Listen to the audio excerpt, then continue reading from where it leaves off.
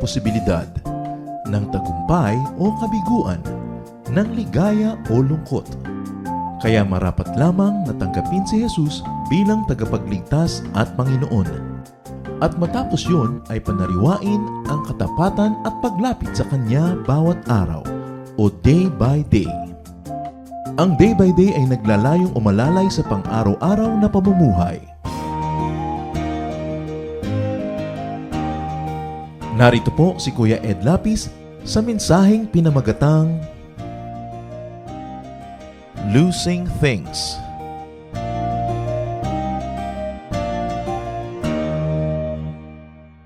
Our God is great. At kahit po merong matanggal sa buhay natin, merong mawala hanggang nandyan ang Diyos, buhay na buhay tayo. At yan po ang nais natin ngayong pagbulay-bulayan, losing things, o kaya ang pagkawala ng mga bagay-bagay sa ating buhay. Salamat o Diyos dahil kahit anong mawala, nandyan kayo. Nangako kayo, you will never leave us nor forsake us. Turuan niyo po kami ngayon na bigyan ng katotohanan sa buhay namin yung napakagandang pangako niyo na yon. Patawarin niyo po kami sa mga kasalanan namin, linisin kami o Diyos. Kami nagpapasakop. Hinihingi sa iyo, Panginoon, ang kapatawaran ng mga pagkukulang. Nagpapalinis sa pangalan ng iyong anak na si Jesus at humihingi ng pagpapala. Turuan niyo nga po kami, bigyan niyo kami ng kaliwanagan. Isipin namin, Panginoon, ang mabuting mga bagay na ikagagalak niyo at nawa, palakasin niyo kami. Lalong-lalo kung kami dinadalaw ng mga pagkawala ng mga kung anong bagay na pinahahalagahan namin. Mangusap kayong may kapangyarihan, palayain niyo kami mula sa mga pagsisinungaling sa amin na aming puso at makapamuhay kami, Panginoon, bilang mga taong malalaya dahil pinalaya ng iyong anak na si Jesus. Turuan niyo po kami, kayo pong maging tunay na tagapangaral. Dalangin namin ang lahat ng ito sa ngalan ng iyong anak na si Jesus, aming Panginoon at tagapagligtas. Let's take a look at Job's super case. Hindi siguro natin pwedeng pagsawaan ang kwentong ito kahit paulit-ulitin madalas sapagkat sobrang lakas ng kapangyarihan ng mga katuruan nito. Job's super case is a case that really deserves revisiting all the time. What was Job standing before God and men? Job 1:1-3 gives us a glimpse into his standing before everybody. Ano ba ang status niya sa buhay? In the land of Uz, there lived a man whose name was Job. This man was blameless and upright. He feared God and shunned evil. He had 7 sons and 3 daughters, and he owned 7,000 sheep, 3,000 camels, 500 yoke of oxen, and 500 donkeys. He had a large number of servants. He was the greatest man among all the people in the east. So he was a very godly man. Yan ang kanyang katayuan sa buhay. He was very, very rich, and he was a very, very blessed man. So you'd think he's very, very secure. Ano pa nga naman ang aalalahanin kung ikaw'y makadiyos, napakayaman mo, pinagpapala ka, sikat na sikat. But then let's take a look at Job's trial. Job 1:6-12. One day the angels of the Lord came to present themselves, and Satan also came with them. The Lord said to Satan, "Where have you come from?" Satan answered the Lord, "From roaming through the earth and going back and forth in it." Then the Lord said to Satan, "Have you considered my servant Job? There is no one on earth like him. He is blameless and upright, a man who fears God and shuns evil." So minsan ay humarap si Satanas sa Diyos at sabi ng Panginoon, anong masasabi mo tungkol kay Job na napakatino, napakahusay, napakalinis ng pamumuhay? No? Ikaw ba ay merong maipipintas sa kanya? Job 1 rather, 6-12. Does Job fear God for nothing? Satan replied, "Have you not put a hedge around him and his household and everything he has? You have blessed the work of his hands, so that his flocks and herds are spread throughout the land. But stretch out your hand and strike everything he has, and he will surely curse you to your face." Sabi, wala naman ako maipipinta sa kanya kasi wala namang kulang sa buhay niya eh. Lahat ibinigay niyo na, ang yaman-yaman niya. sikat na sikat. Siyempre, godly. Pero subukan yung bawiin niya mga yan. Subukan yung tanggalan siya ng mga pagpapala at isusumpan niya kayo ng harap-harapan. Verse 12, the Lord said to Satan, very well then, everything he has is in your hands. But on the man himself do not lay a finger. So ang sabi ng Panginoon, sige, pinapayagan kita na ilagay sa pagsubok si Job, lahat ng ari-arian niya na galing sa akin, pwede mong galawin. Huwag mo lang gagalawin yung katawan niya. Puwera siya. Lahat lang nasa labas ng katawan niya, siya hindi. So this very godly man was going to have a very, very difficult life. He's going to suffer loss of wealth. Kasi yun ang paratang sa kanya ni Satan eh.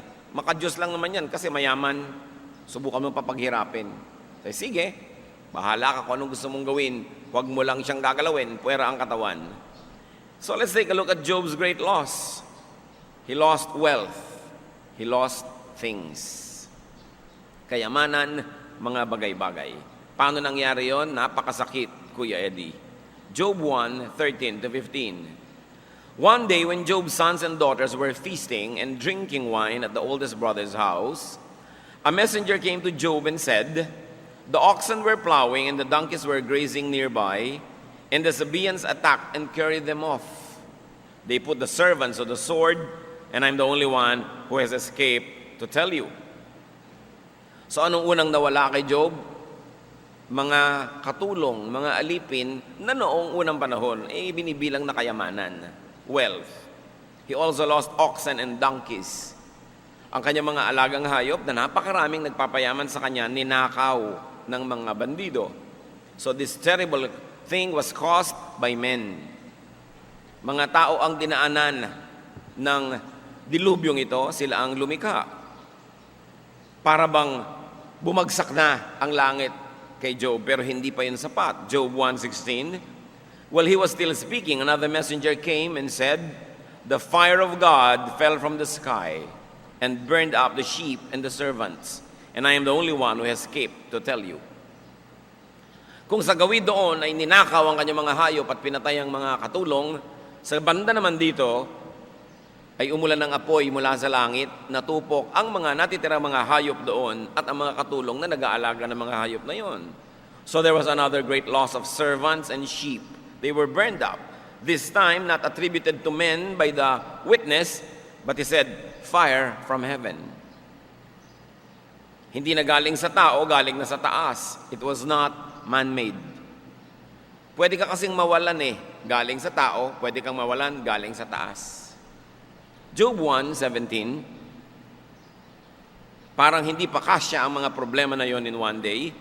While he was still speaking, another messenger came and said, the Chaldeans formed 3 raiding parties and swept down on your camels and carried them off.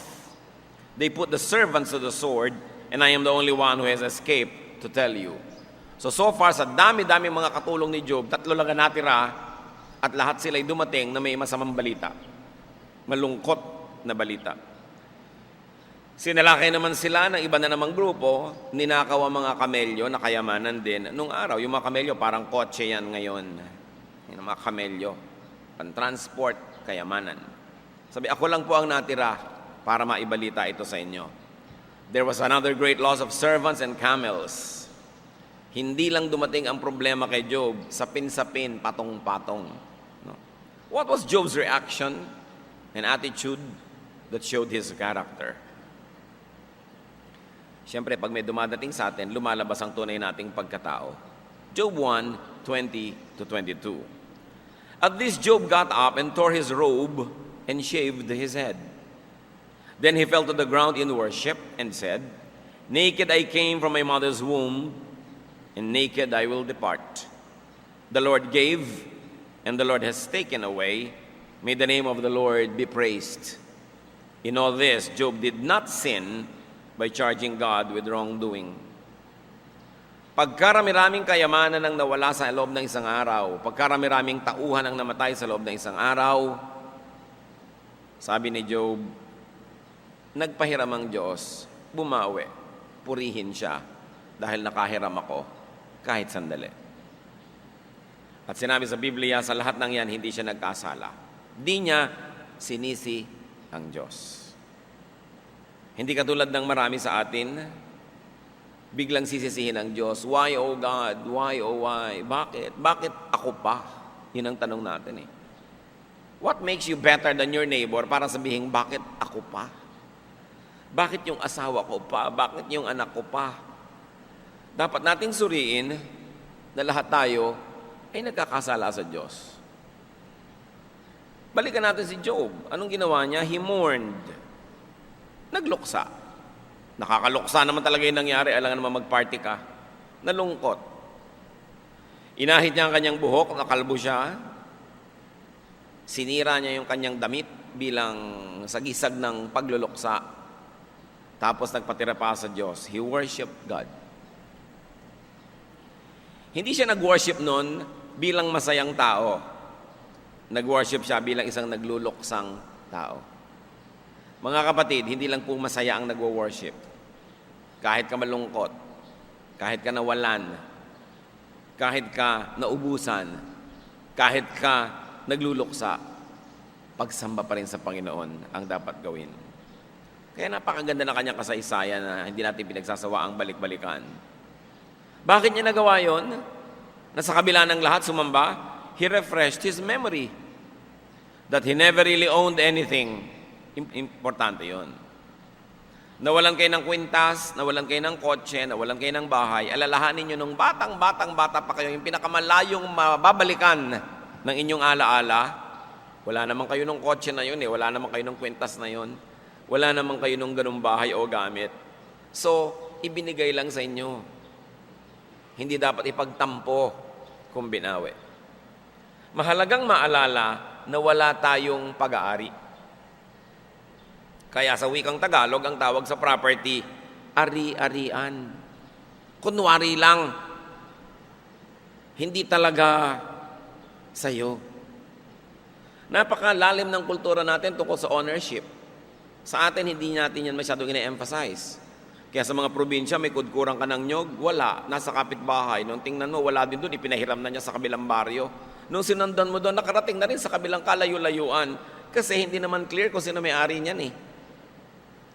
Kaya sa ating original culture, hindi naman nagbabakod ang mga tao.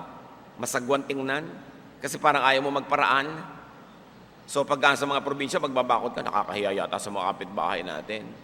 Yung mga kagandahang asal na nawawala na because of our urbanization and westernization.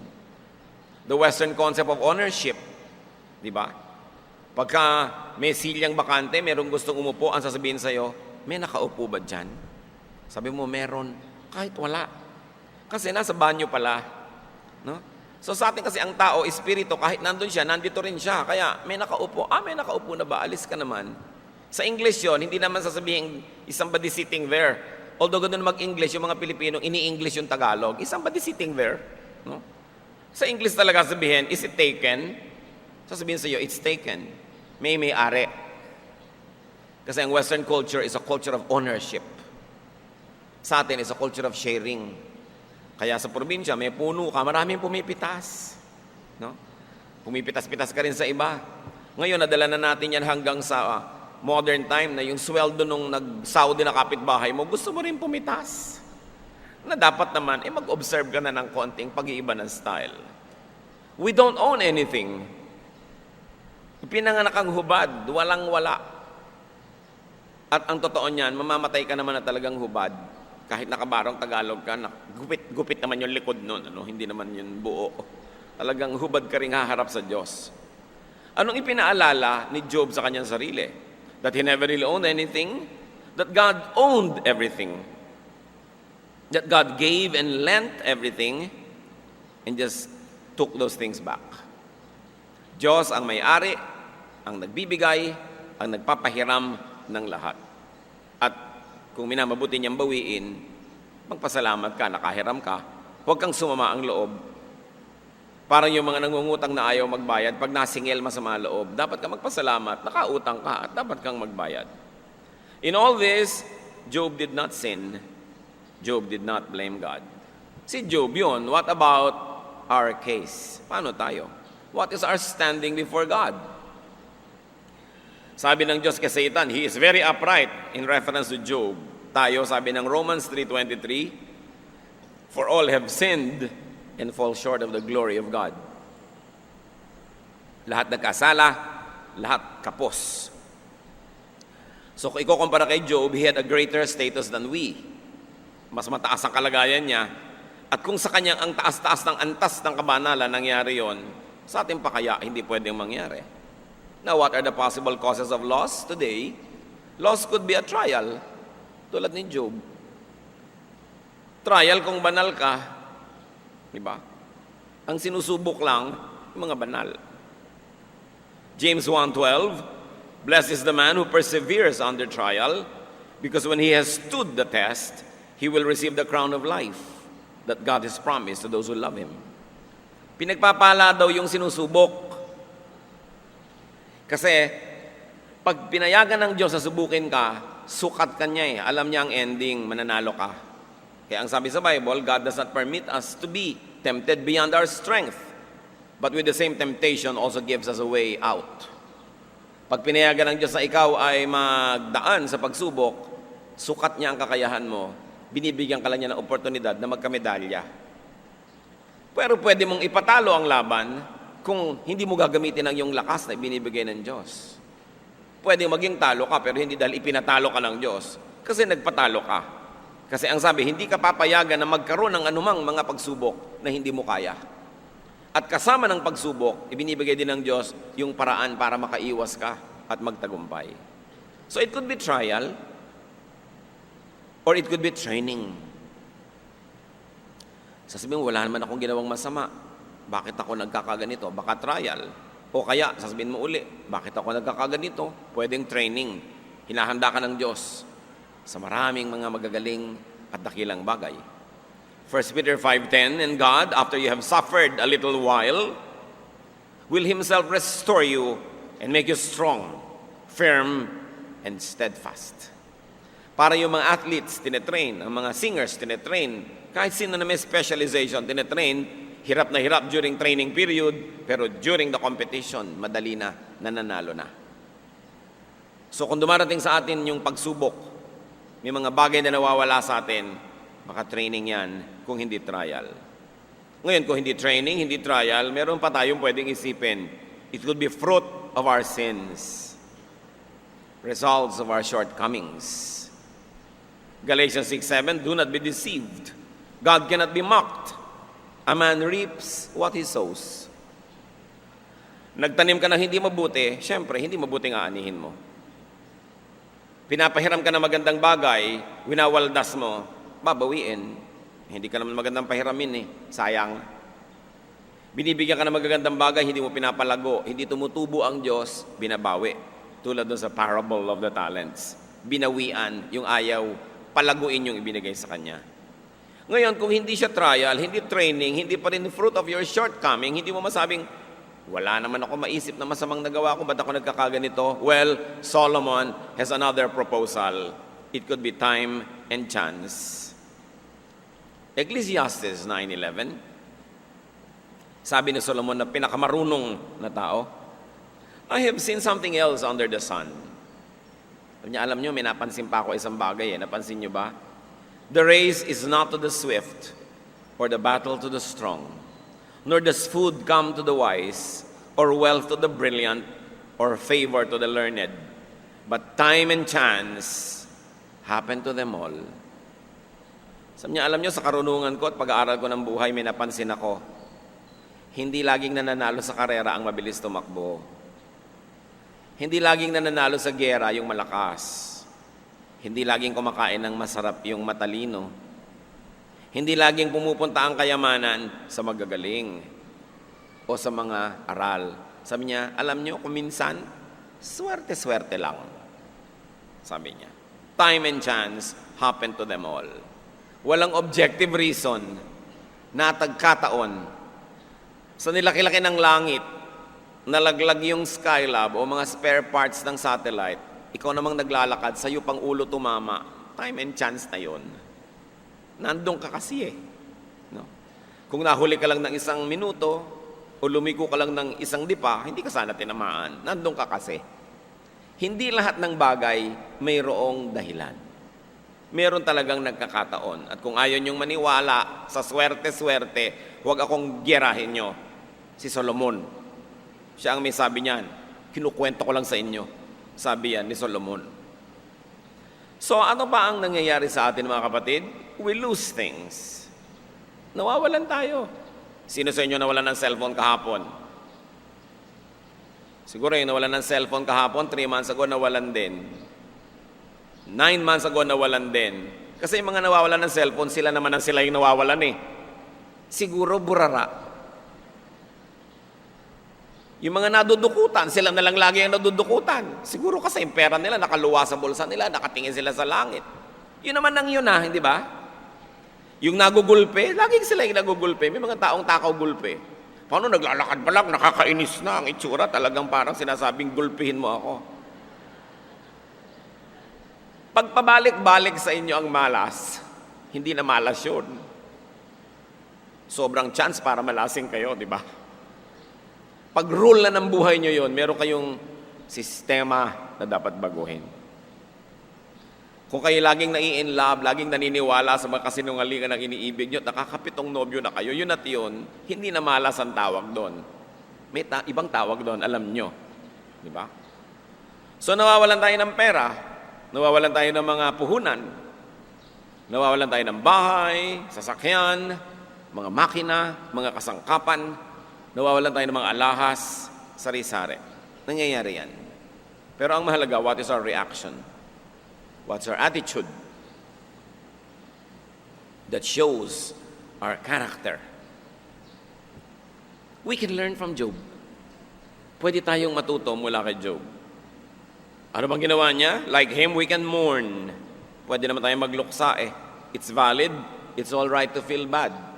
Kahit ka Kristiyano, kahit ka banal, okay lang malungkot, okay lang manghinayang, tama lang na malumbay. Panapanahon yan Ecclesiastes 3:1 and 4, there is a time for everything, and a season for every activity under heaven. A time to weep, and a time to laugh. A time to mourn, and a time to dance. Kung nawalan ka, panahon yan para malumbay, malungkot, manghinayang.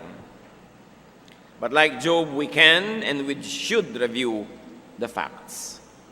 Dapat din nating gunitain, pag-aralan, sariwain ang katotohanan. At ito, kung meron akong matatandaan nyo sa buong maghapon na ito lang ang tandaan natin mga kapatid, we don't own anything. Wala tayong pag-aari.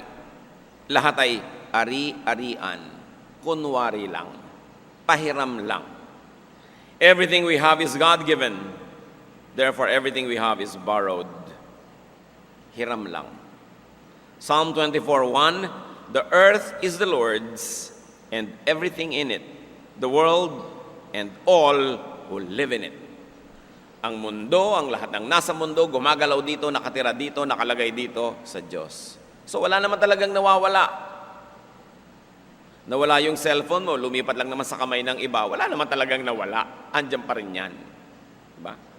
At wala ka namang nabibili. Mayroong isang magandang halaman sa Bulacan Garden, binayaran mo na ang mahal-mahal, dinala mo sa bahay mo para doon lang malanta. Diba? So, ano nangyayari? Wala namang nawala sa planeta, mula doon lumipat lang sa'yo. Nagpapalipat-lipat lang. But nothing is lost or gained in this world. So, dapat hindi tayo masyadong attached. Hindi ka masyadong in love. Kung meron tayong pangalawang dapat matandaan, one is, sabihin nyo nga sa katabi nyo, ano una? Sabi. Ano? You don't own anything. Number 2, you cannot lose anything you never owned in the first place. Yun lang, pwede na kayo umuwi. Yun na yung mensahe. Wala tayong pag-aari, therefore, walang pwedeng mawala sa atin. Kasi paano mawawala sa'yo yung hindi naman sa'yo? So, ay, nawalan ako ng pera. Hindi ka nawalan ng pera. No? Pinanganak ka, wala ka ng dalang pera Hindi sa'yo yun, so hindi nawala. Okay? Walang nawala. Nawalan ako ng asawa. Bakit no ipanganak ka ba? May asawa ka na. Hindi nawala. Hindi naman sa'yo Walang nawawala. Alam niyo kung bakit tayo nagdurusa? People suffer loss because they are deceived into thinking as owners. Nadadaya tayo ng mundo para mag-isip tayong tayo'y may-ari. Wala tayong pag-aari. Kaya talaga napakaganda ng wikang Tagalog Ari-arian.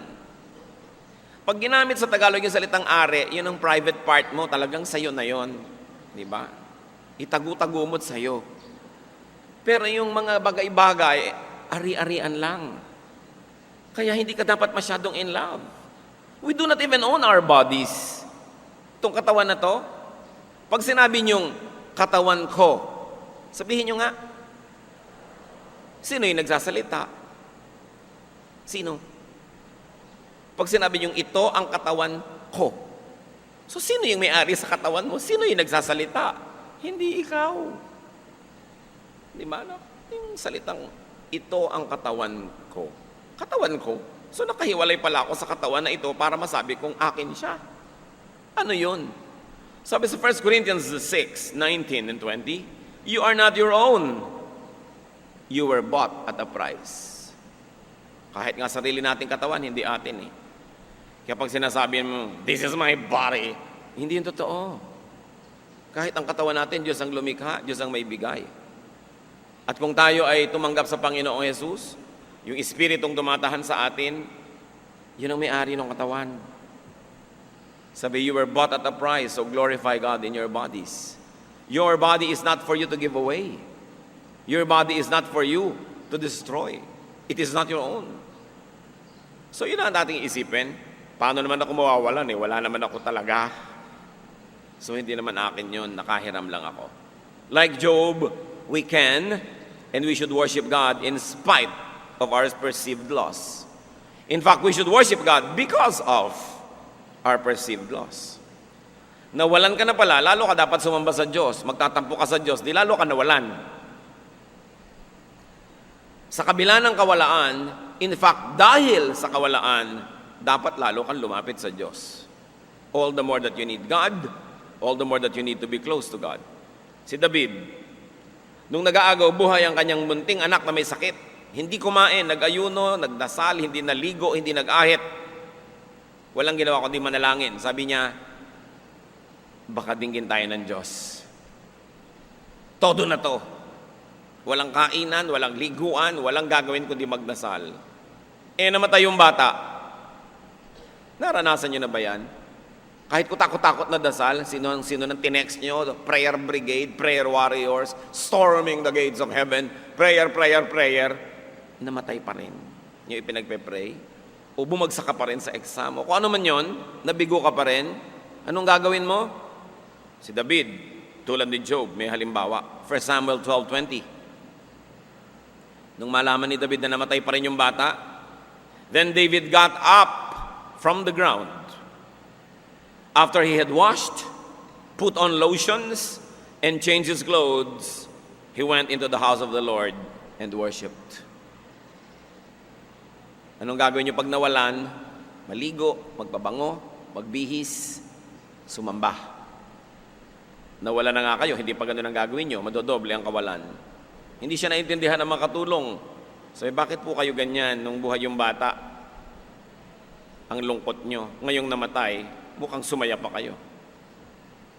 Hindi ako sumaya, sabi niya. Nung buhay pa, may magagawa pa tayo eh. Ngayon namatay na, wala na. Ano pang gagawin natin? Sumamba tayo, yun ang dapat natin gawin. Alam nyo kung kailan nyo pwedeng gawin yun, mga kapatid? Yung pag may namatay, magbibihis kayo, magpapabango, kakain. Kung nung habang nabubuhay, pinanalangin nyo, pinaglingkuran nyo, ginawa nyo lahat ng magagawa nyo, tapos namatay pa rin, tumigil na kayo sa kalungkutan. Nagawa nyo nang gagawin nyo eh. Pero kung wala naman talaga kayong ginawa, talagang dapat kayo malungkot niyan. Diba? Kaya dapat yung ginagawa mo para sa mahal mo sa buhay, habang buhay. Para kung namatay, pwede kang maligo, magpabango. Huwag niyong paniwalaan yung mga matatanda sa probinsya na ayaw kang papaliguin pag may namatay. Ang miserable na ng itsura mo kasi. Pero alam nyo, meron din kahulugan nyo kasi nung araw yung mga banyo ng mga bahay ang lalayo eh. Tapos ang daming naglalamay, balot ka ng tuwalya, dadaan ka, excuse me, para ka lang maligo doon sa batalan, nakita ka na ng lahat ng naglalamay, kaya ka hindi pinapapaligo. Ngayon naman, may private banyo ka, pwede nang ibahin ang tradisyon. Ang atin po mga tinatawag ng mga pamahiin, may practical use lahat yan. Yung sabihin, ay huwag kang luluha doon sa namatay, bla bla bla. Kung ano-ano lang yun, pero ang ibig sabihin lang, take control of yourself. Ganun lang. Very, very practical. Yung, huwag kayong magwawalis dahil may patay. Kasi nga naman, hirap na hirap ka na, ang lungkot-lungkot mo na, ang dami-daming tao, dumudumi yung bahay, tapos ine-expect ka pa, linis ng linis. Doble hirap naman. Kaya tinotolerate ka na huwag maglinis, umiimbento ng mga bawal maglinis. Actually, ang tatalino ng mga tinatawag yung pamahiin, laging may practical use. But when the use no longer exists, then you can change the ways. So, itong si Job, namatay lahat ng katulong, namatay ang mga anak, at hindi pa yun ang topic natin, sa second service pa yun, yung mga anak. Ngayon, kayamanan pa lang. Okay? Nawala ang lahat-lahat. Alam niyo, sabi ng kanyang asawa sa Job 2:9-10, his wife said to him, "Are you still holding on to your integrity? Curse God and die." Mabihira namang asawa to, kaya pala hindi kasama sa kinuha ni Satanas, kakampi. Sabi, ano ka ba? Namayawang yung asawa. Worship ka pa ng worship dyan eh. Hirap na nga tayo dito. Ba't di mo nalang murahin ng Diyos? At tas mamatay ka na rin. Kaya itinira ni Satanas, kakampi. Sa pagpaparusa kay Job. Verse 10, he replied, "You are talking like a foolish woman. Shall we accept good from God and not trouble?" O nga naman. Pambira ka, hindi ka magpakatalino. Pipiliin lang ba natin na tatanggapin natin sa Diyos? Kung anong gusto niya ibigay, yun ang tatanggapin natin. So the lesson from Job, accept whatever God gives you. Tanggapin mo kung anong binibigay sa'yo, o kaya tanggapin mo kung anong binabawi sa'yo. Hindi naman pwede magkamali ang Diyos. Like Job, do not sin. Do not blame God. Especially, do not turn away from God. In fact, get closer to God. Yun na lang ang defense mo. Lumapit ka lalo sa Diyos. So, Job passed the test. At dahil, in flying colors, he passed the test, Job 42:12 tells us, the Lord blessed the latter part of Job's life more than the first. Sa makatuwid, kung gaano karaming kayamanan ni Job nung una, bago nalipol, dinoble pa ng Diyos. At kahit namatay lahat yung anak niya, binigyan siya ng pagkahaba-habang buhay na nagkaroon pa siya ng mga anak na higit pang magaganda at higit pang mas magagandang lalaki. Job 42:16-17, after this, Job lived 140 years. He saw his children and their children to the 4th generation, and so he died old and full of years. Hindi siya 140 years old, mga kapatid, ha? After everything happened, he lived an additional 140 years. Gusto niyo yun? Naku, mahihirapan ang mga dermatologist sa inyo niyan. Pero, pwede. Kasi, walang imposible sa Diyos.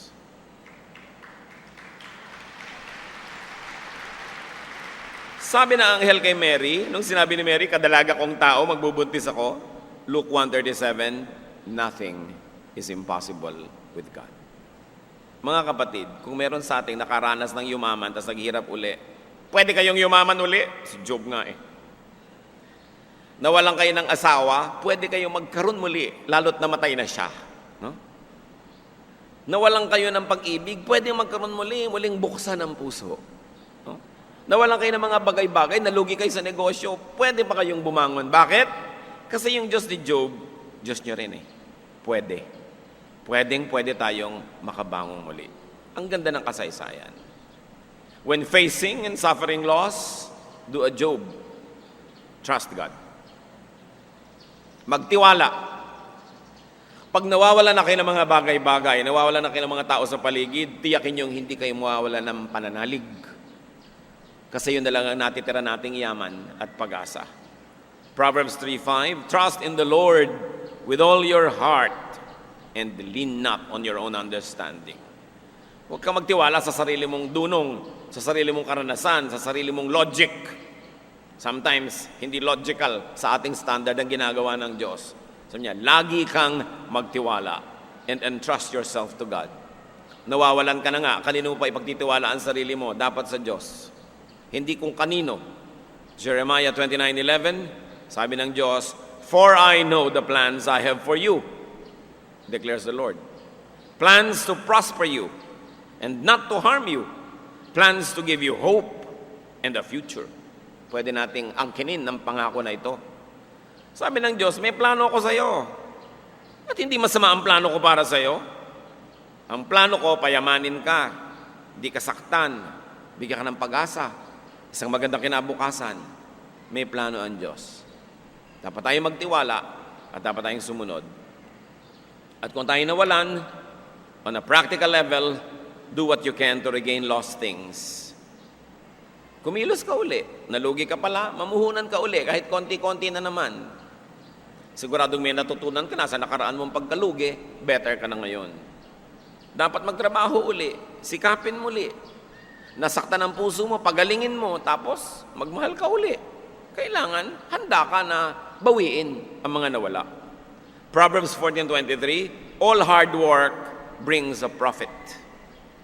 Pag nagsisikap, meron kang pakinabang. Sabi ng matatanda, pag may tiyaga, ay nilaga. Pag may isinuksok, may nabubunot. Alam nyo kasi yung teorya na yun noon, ang mga bubong nung araw nipa, sapin-sapin na ganon. Pag nagluluto ka, halos abutin mo yung bubong mo. Abot mo. So pag may pera ka, isinuksok mo doon, sabi niya, may mabubunot ka. Pag may tinago ka, meron kang ilalabas sa pangangailangan. It's very important.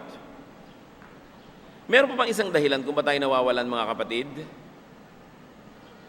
Nawawalan tayo para yung kamay natin mawalan ng hawak, para muling maging bukas, para tumanggap ng bagong pagpapala. We lose to find. We lose so that we can be empty enough to receive new blessings. Kaya kung nawalan kayo ng boyfriend, ang lungkot-lungkot nyo, huwag nyo isipin yan. Binibigyan lang kayo ng pagkakataon ng Diyos na maging bakante para dumating yung mas mahusay. At pag dumating na yung mas mahusay, pupunta ka kay X. Sabihin mo kay X, "Thank you very much that you were such a monster. Kung hindi sana ako natauhan at hindi ako magkakaroon ngayon itong Mr. Right." Inalangin nyo pagka kayo nawala ng ganon, lalo't inapi-api kayo, kinawawa-kawawa kayo, pasalamat kayo't nawala. Ngayon, bakante kayo para tumanggap ng bagong pagpapala. Kaya lang, huwag naman yung pag nakita nyo si X, nakayuko kayo sa lupa dahil yung bago nyo ngayon, worse. Para ka naman hindi natutunon. No, kailangan sasabihin mong, "Thank you so much, it did not work." No? Salamat na lang hindi siya nag-work kasi kung nag-work yun, hindi ko makikita tong isang to. Live in that hope. Because as they say, when God closes a door, He opens a gate. Hayaan nyo magsara ang Diyos. Alam niyang ginagawa niya. Meron siyang ibang bubuksan kung ikaw ay anak niya at ikaw ay nananalig, sumusunod. Even if Job's happy ending doesn't happen exactly to you, be exactly like Job in sticking closely to God. Gayahin natin si Job, kahit yung ending hindi ganun, kahit hindi ka mabuhay ng plus 140 years, kahit ano pang maging wakas niyan, tularan natin siya, hindi siya bumitaw sa Diyos. Isaiah 40:31, "But those who hope in the Lord will renew their strength." Nangihina na pala kayo, ang gawin, hope in the Lord. Babalik ang lakas. So they soar on wings like eagles. They run and will not grow weary. They will walk and not be faint. In other words, you will go beyond the ordinary. So what's your antidote to pain due to loss? Kanina pa natin pinapaulit-ulit, ano ba talaga ang pangontra? Sa hirap ng loob pag nawawalan, do not be attached to things. Do not be attached.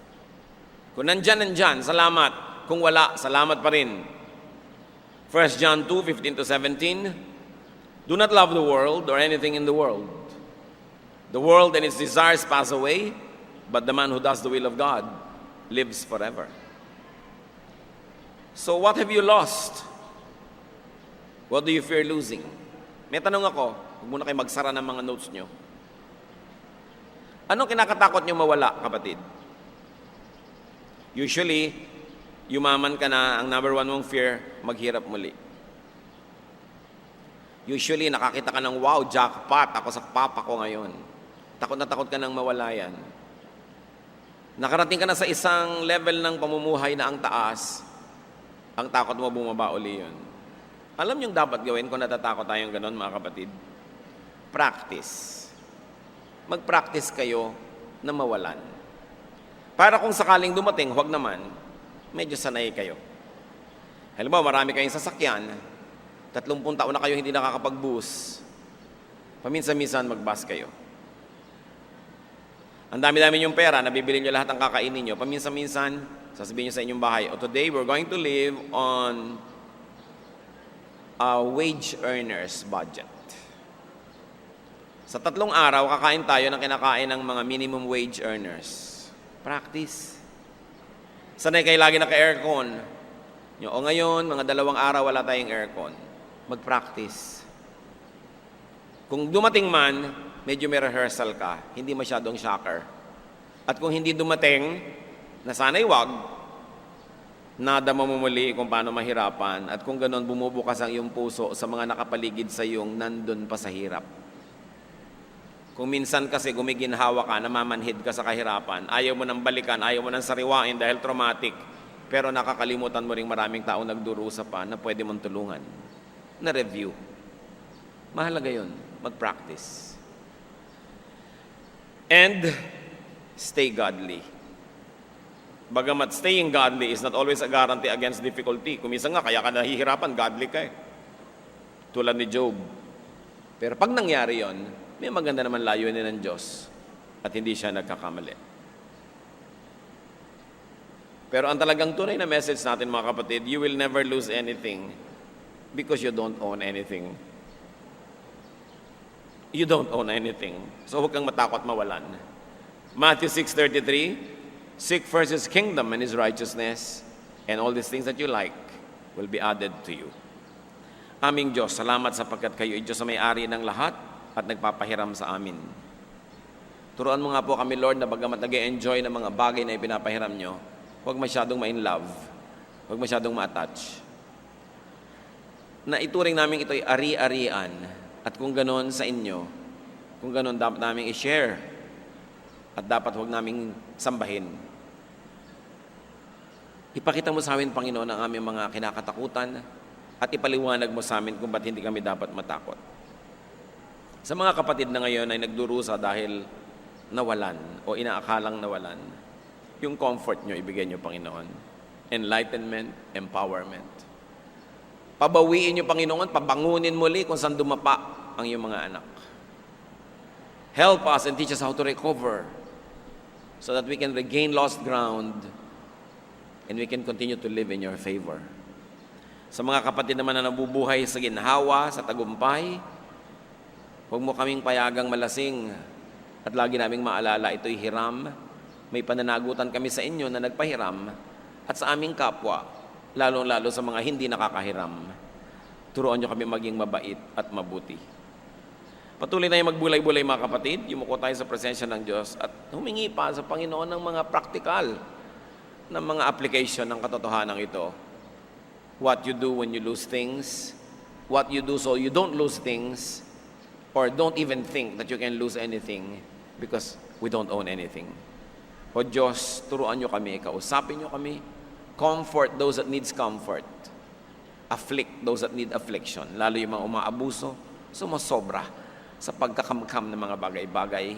Ituwid mo kami, ipakita mo sa amin, Panginoon, kung anong kahulugan na kayo ang may-ari ng lahat.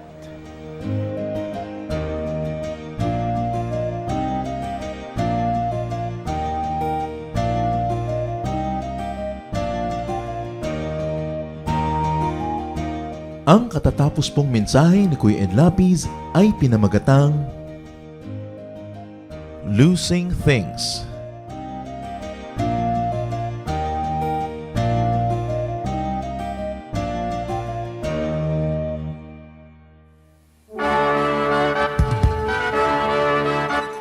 Halina't sama-samang sumamba at magdiwang sa Day by Day Jesus Celebration kasama si Kuya Ed Lapiz. Bulwagan ng Panginoon PICC, one Sunday a month, Philippine International Convention Center, Rojas Boulevard, Pasay City. All other Sundays sa mga day-by-day mini bulwagan ang pagtitipon. Para sa buwan ng Oktubre, gaganipin ito sa October 6, 2024. 8 a.m. ang First Jesus Celebration, 10 a.m. naman ang Second Jesus Celebration. Para sa iba pang detalye, bisitahin ang ating official Facebook page, Day by Day Friends.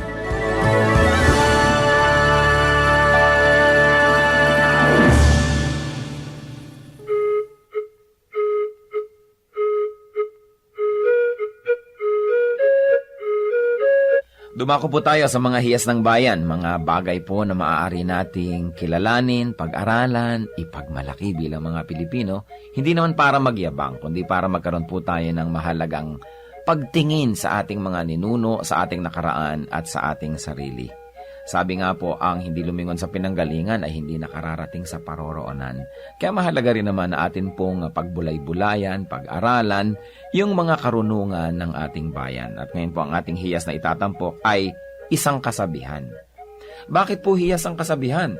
Sapagkat bago naman tayo makagawa ng isang kasabihan, kailangan ng napakahabang panahon, ng pag-aaral, ng pagmamatyag, at ng isang sensitibong puso sa mga katotohanan sa daloy ng buhay.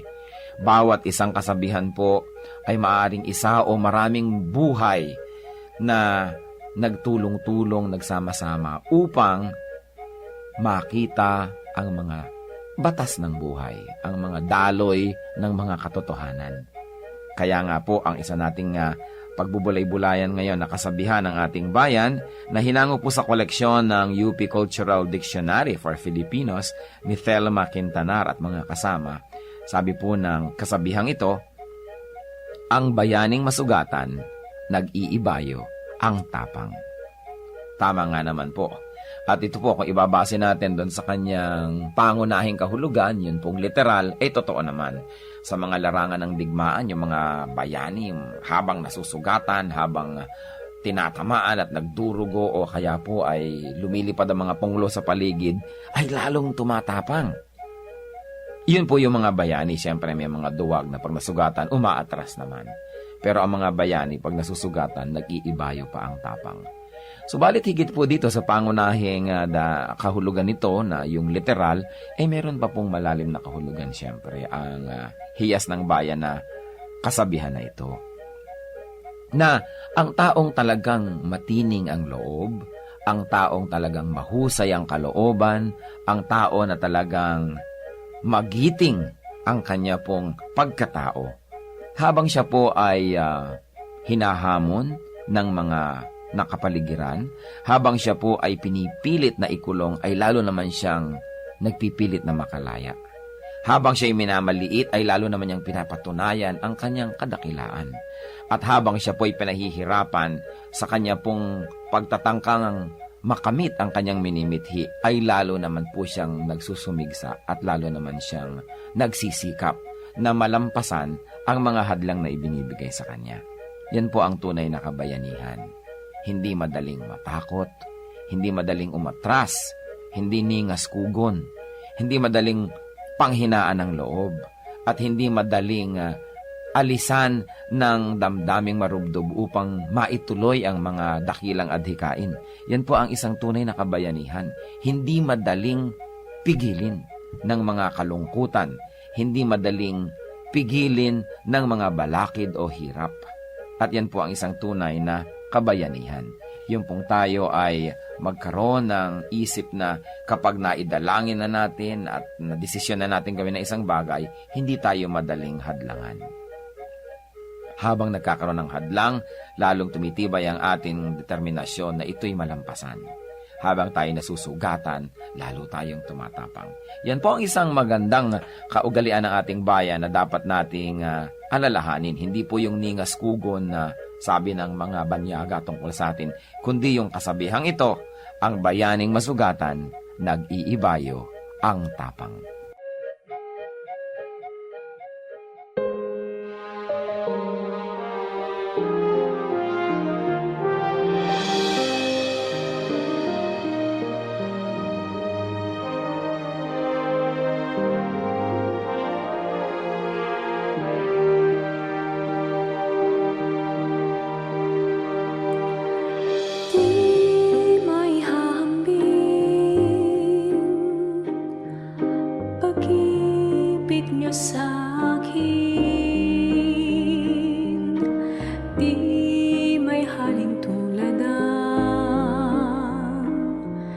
wagas niyong pagtingin,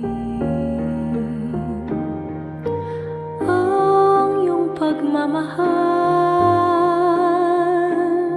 sadyang walang hadlang, wala sa kalagayan at katayuan.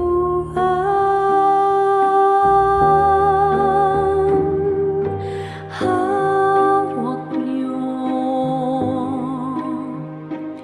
aking kamay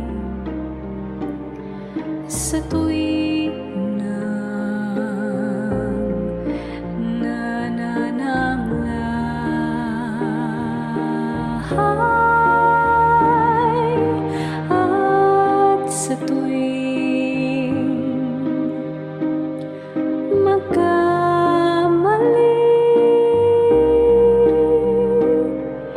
walang hanggang pagpapatawad niyo sa'kin.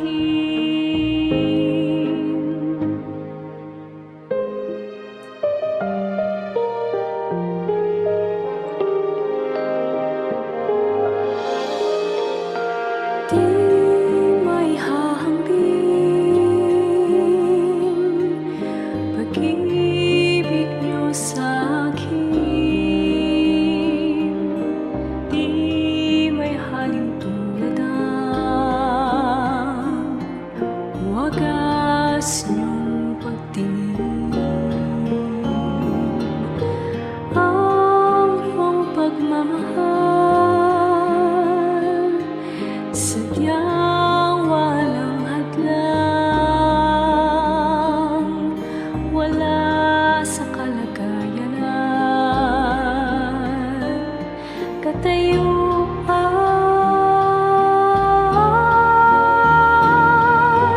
Hawak niyo aking kamay sa tuwing nanananglahay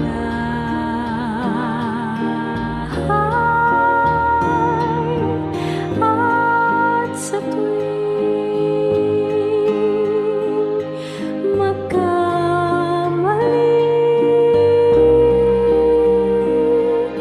walang hanggang pagpapatawad niyo sa'kin, sadyang di mapigil ang kabutihan niyo, kahit tumigil pag-ikot ng mundo. Sa'king kahinaan, di magbabago,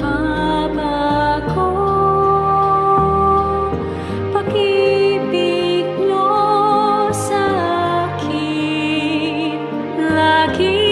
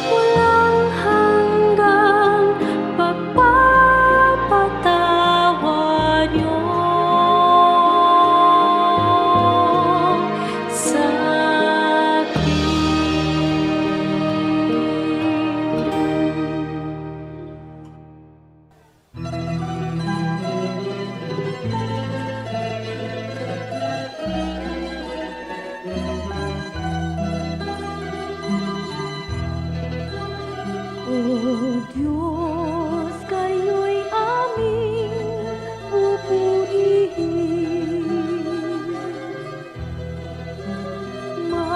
Marapat na ito'y aming gawin. Ang inyong gawa sa amin ay namamasdan. Tunay na dapat kang papurihan.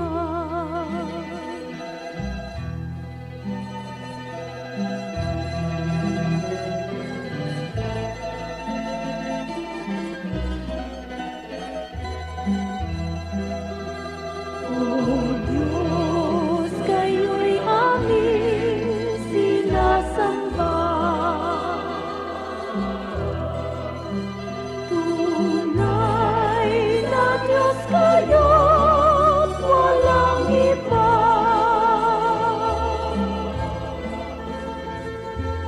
Ang inyong likha ngayon'y nangangayo pa pa. Ay buhay niyo, O Diyos, kay dakila.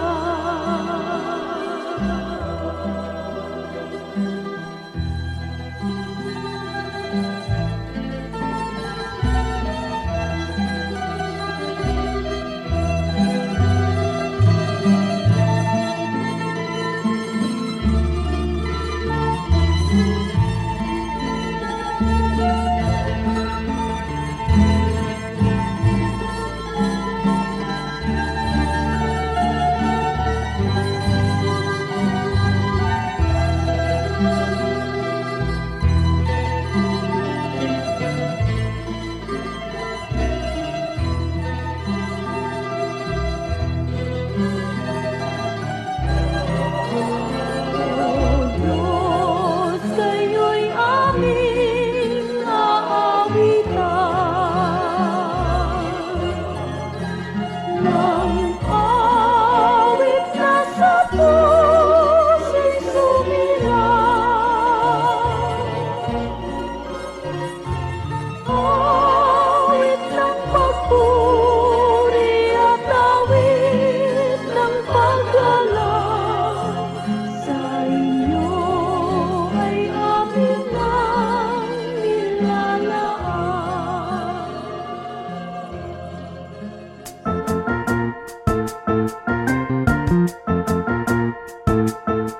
Oras na po para pansamantalang magpaalam ang programang Day by Day. Tayo po'y magsama-sama tuwing ika-6 hanggang ika-7 ng umaga, araw-araw.